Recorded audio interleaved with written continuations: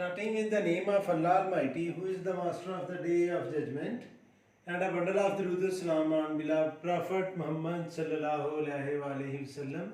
Dear students, mathematics PTB class 7, exercise 1.4 and question number 1. If A is equal to A, E, I, O, U, I mean to say vowels of English alphabet, set B is equal to A, B, C, whereas set C is equal to A, C, E, G, and we have to find A intersection B is equal to B intersection A। बच्चों इस property को हम कहते हैं commutative property of intersection. इसका मतलब ये है कि पहले हम सेट A लेकर दूसरे नंबर पर B लेकर उनका इंटरसेक्शन फाइंड करें, या पहले B लेकर और फिर A लेकर उनका इंटरसेक्शन फाइंड करें, तो इन दोनों का आंसर जो है वो इक्वल आता है और इसको हम कहते हैं कम्यूटेटिव प्रॉपर्टी ऑफ इंटरसेक्शन। तो बच्चों पहले हम फाइंड करेंगे लेफ्ट हैंड साइड और उसमें मैं लिखूंगा A इंटरसेक्शन B। पहले हम ए की एंट्रीज लिखेंगे और ए की एंट्रीज है students A, E, I, O, you, और इसका हमने इंटरसेक्शन लेना है। इंटरसेक्शन का मतलब होता है जस्ट कॉमन एंट्रीज। इसका इंटरसेक्शन हमने लेना है बी से और इसकी एंट्रीज हैं ए, बी और सी। और बच्चों इंटरसेक्शन का आपको पता है कि इंटरसेक्शन का मतलब होता है जस्ट कॉमन एंट्रीज। तो इसमें बच्चों सिर्फ और सिर्फ ए एंट्री जो है वो कॉमन है, ई भी कॉमन नहीं है, आई भी, ओ भी और यू भी, इसी तरह बी और सी भी कॉमन नहीं है। तो ए इंटरसेक्शन बी जब हम फाइंड करेंगे तो इसका आंसर आएगा student singleton set. Singleton set हम उस सेट को कहते हैं जिसमें सिर्फ और सिर्फ एक एंट्री हो, तो ये सिंगलटन सेट आया है। अब बच्चों हम इसका फाइंड करेंगे बी इंटरसेक्शन ए, यानी कि मैं पहले बी लिखूंगा, सेट बी की एंट्रीज लिखी जाएंगी और फिर ए की लिखी जाएंगी। तो सेट बी की एंट्रीज हैं ए, बी और सी, और इसका इंटरसेक्शन लेना है बच्चों हमने ए के साथ, और ए की एंट्रीज हैं ए, ई, आई, ओ, यू। और इंटरसेक्शन का मतलब आपको पता है कि उसमें हम सिर्फ और सिर्फ कॉमन एंट्रीज लिखते हैं। तो अगर आप गौर करें तो इनमें सिर्फ ए कॉमन है। देखें बच्चों, जब हमने लेफ्ट हैंड साइड सॉल्व की, ए इंटरसेक्शन बी फाइंड किया तो उसका आंसर भी ए है, और जब बी इंटरसेक्शन ए फाइंड किया तो उसका आंसर भी ए है। तो इसके नीचे आपने लिखना है सो ए इंटरसेक्शन बी ये इक्वल है बी इंटरसेक्शन ए। तो ये हमने बच्चों फर्स्ट पार्ट इसमें प्रूफ किया है। अब मैं इसका जो सेकंड पार्ट है वो प्रूफ करते हैं हम। और सेकंड पार्ट में स्टूडेंट्स हमने प्रूफ करना है A union B is equal to B union A. Second part बेटा उसमें भी कम्यूटेटिव प्रॉपर्टी प्रूफ करनी है, लेकिन वो यूनियन की है। A union B is equal to B union A. इसका मतलब भी वही है कि पहले हम लेफ्ट साइड पर स्टूडेंट्स हम पहले सेट ए लिखेंगे, फिर यूनियन और बी लिखेंगे और उसका आंसर फाइंड करेंगे, और फिर हम राइट हैंड साइड सॉल्व करेंगे, उसमें पहले सेट बी लिखा जाएगा, फिर यूनियन और फिर सेट ए लिखा जाएगा, और लेफ्ट हैंड साइड और राइट हैंड साइड दोनों इक्वल होंगी। तो इधर मैं लिखता हूँ स्टूडेंट्स लेफ्ट हैंड साइड कि मैं पहले लेफ्ट हैंड साइड सॉल्व करने लगा हूँ ए यूनियन बी। तो इसमें बच्चों हम पहले सेट ए की एंट्रीज लिखेंगे ए, ई, आई, ओ, यू, और इसका बच्चों हमने लेना है यूनियन बी के साथ, और बी की एंट्रीज हैं ए, बी और सी। और यूनियन का मतलब आपको पता है बच्चों, उसमें हम कॉमन और नॉन कॉमन सारी एंट्रीज लिखते हैं। तो ए इसमें कॉमन है, हम लिखेंगे बच्चों ए, बी नॉन कॉमन है, फिर बी लिखेंगे, फिर सी लिखेंगे, और फिर students E, I, O, you. तो ये हमने फाइंड कर लिया है ए यूनियन बी। अब हम लेफ्ट हैंड साइड हमने सॉल्व किया, अब हम राइट हैंड साइड सॉल्व करेंगे। राइट हैंड साइड में बच्चों पहले हम लिखेंगे बी यूनियन ए, यानी कि पहले हमने सेट बी की एंट्रीज लिखनी है ए, बी और सी, और इसका यूनियन हमने लेना है सेट ए के साथ, और उसकी एंट्रीज हैं ए, ई, आई, ओ, यू। और बच्चों यूनियन का आपको पता है कि यूनियन का मतलब होता है कॉमन और नॉन कॉमन सारी एंट्रीज। तो ए इसमें कॉमन है, बाकी कोई भी एंट्री कॉमन नहीं है, तो ये आएगा ए, बी, सी तीनों एंट्रीज ये हम ऑलरेडी लिख चुके हैं। आगे आएगा students E, I, O, you. तो ये बच्चों हमारा राइट हैंड साइड का आंसर है, ये लेफ्ट हैंड साइड का आंसर है। लेफ्ट हैंड साइड का आंसर है A, B, C, E, I, O, U. Right hand side का आंसर भी है A, B, C, E, I, O, you. तो इसके नीचे आपने लिख देना है so left hand side is equal to right hand side. तो ये था बच्चों पार्ट बी।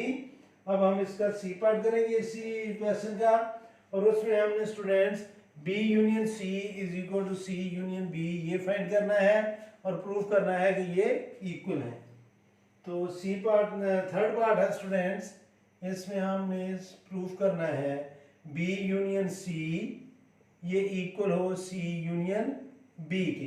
तो बच्चों ये भी उसी तरह का क्वेश्चन है, पहले हम बी लिखेंगे सेट की एंट्रीज, फिर यूनियन, फिर सी की एंट्रीज, और फिर राइट हैंड साइड में हम पहले सी की एंट्रीज लिखेंगे यूनियन और फिर बी की एंट्रीज लिखेंगे, और इन दोनों साइड का आंसर सेम होगा। तो इधर मैं लिखूंगा लेफ्ट हैंड साइड कि हम पहले लेफ्ट हैंड साइड सॉल्व कर रहे हैं, तो ये लिखा जाएगा स्टूडेंट्स बी यूनियन सी, पहले हम सेट बी की एंट्रीज लिखेंगे ए बी सी यूनियन, अब जो हम सेट सी की एंट्रीज लिखेंगे और वो है ए सी ई जी, और हमने दोनों सेट्स का लेना है यूनियन, और यूनियन में आपको पता है कि हम कॉमन और नॉन कॉमन सारी एंट्रीज लिखते हैं, तो ए कॉमन है और सी कॉमन है, बी नॉन कॉमन है, तो ये आएगा ए बी सी ई और जी, यानी कि ये हमने कॉमन और नॉन कॉमन सारी एंट्रीज लिखी है। अब स्टूडेंट्स नीचे मैं लिखूंगा राइट हैंड साइड, और राइट हैंड साइड में हमने प्रूफ करना है सी यूनियन बी फाइंड करना है।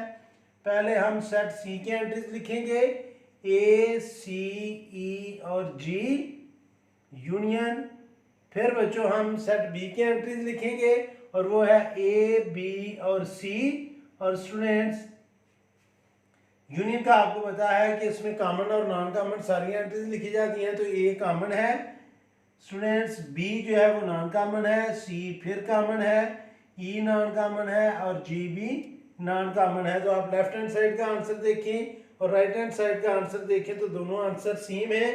तो नीचे आप लिख देंगे so left hand side is equal to right hand side, और यही बच्चों आपने प्रूफ करना था। फोर्थ पार्ट में स्टूडेंट्स हमने प्रूफ करना है B intersection C is equal to C intersection B.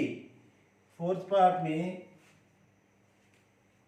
Students हम commutative property of intersection B और सी सेट में फाइंड करेंगे, तो हमें प्रूफ करना है बी इंटरसेक्शन सी ये इक्वल हो सी इंटरसेक्शन बी के। तो ये बच्चों अब हम उसी तरह प्रूफ करेंगे, पहले हम लेफ्ट हैंड साइड सॉल्व करेंगे, लेफ्ट हैंड साइड, और लेफ्ट हैंड साइड में हमने बी इंटरसेक्शन सी फाइंड करना है। पहले हम सेट बी की एंट्रीज लिखेंगे और वो है ए बी और सी, आगे इंटरसेक्शन का सिंबल यूज करेंगे, और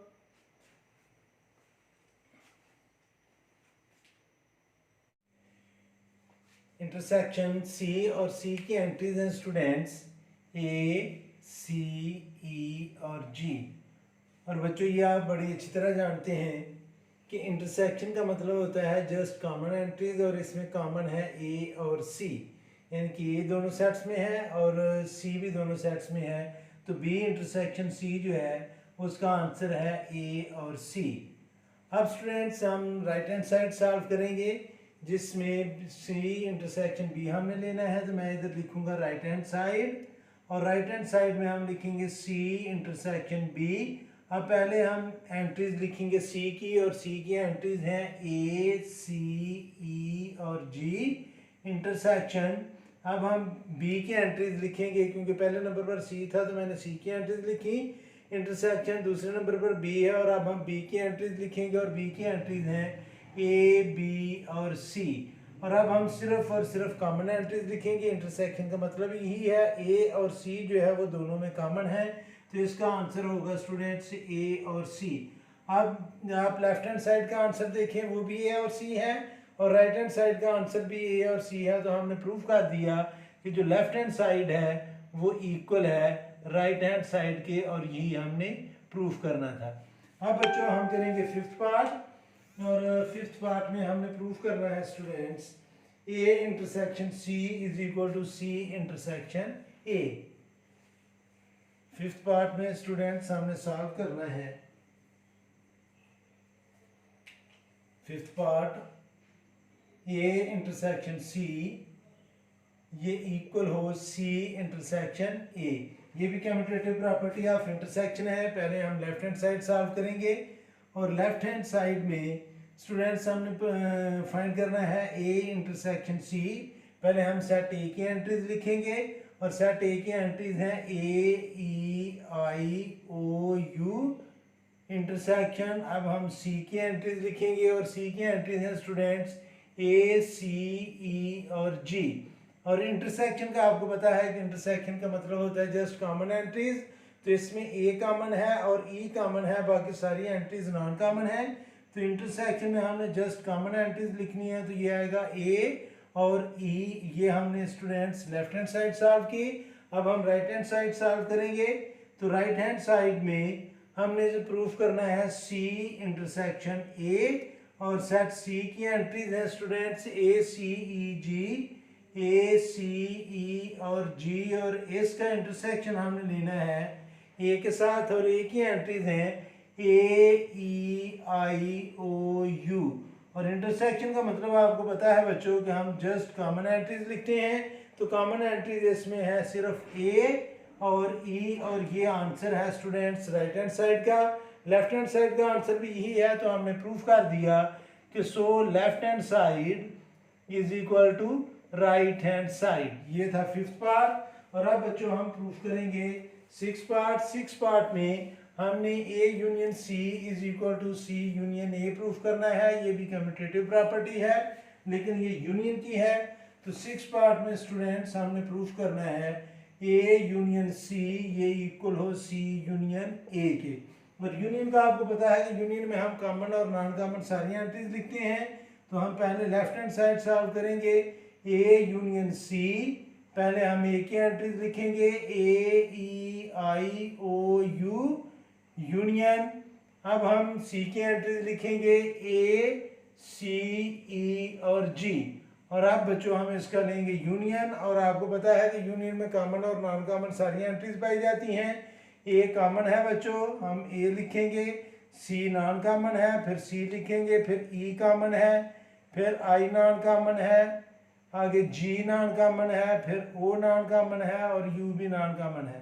बच्चों ये मैंने सीक्वेंस में लिखे हैं, अगर आप बगैर सीक्वेंस के भी लिखेंगे तो वो भी करेक्ट होगा। यानी कि आप पहले लिख लें A और E जो कॉमन है, फिर आप लिख लें CGIOU, यानी कि ये एंट्रीज आगे पीछे हो सकती हैं, इससे कोई फर्क नहीं पड़ेगा। अब हमने सॉल्व करनी है राइट हैंड साइड, और राइट हैंड साइड में स्टूडेंट्स हमें फाइंड करना है C यूनियन A। अब पहले हम C की एंट्रीज लिखेंगे ACE और G यूनियन। अब हम A की एंट्रीज लिखेंगे AEIOU और इनका हम लेंगे यूनियन। और यूनियन में आपको पता है कि कॉमन और नॉन कॉमन सारी एंट्रीज लिखी जाती हैं। तो ये स्टूडेंट्स A कॉमन है, C नॉन कॉमन है, E कॉमन है, और उसके बाद स्टूडेंट्स G नॉन कॉमन है, I नॉन कॉमन है, O नॉन कॉमन है और U भी नॉन कॉमन है। तो बच्चों लेफ्ट हैंड साइड का आंसर और राइट हैंड साइड का आंसर जो है वो स्टूडेंट्स सेम है। ये I पहले लिखा है और G बाद में, यहाँ पर G पहले और I बाद में। तो सेट्स में आगे पीछे एंट्रीज लिखने से सेट की वैल्यू पर असर नहीं होता। तो ये दोनों लेफ्ट हैंड साइड और राइट हैंड साइड इक्वल हैं। तो सो स्टूडेंट्स हमने प्रूफ कर दिया कि लेफ्ट हैंड साइड जो है वो इक्वल है राइट हैंड साइड के। ये था स्टूडेंट्स 6 पार्ट क्वेश्चन नंबर 1 का। और इस वीडियो में इतना ही। आखिर में मैं अल्लाह से दुआ करूँगा कि अल्लाह ताला हमेशा आपको खुश रखे और ज़िंदगी के हर मैदान में कामयाब करे। आमीन। अल्लाह हाफिज़।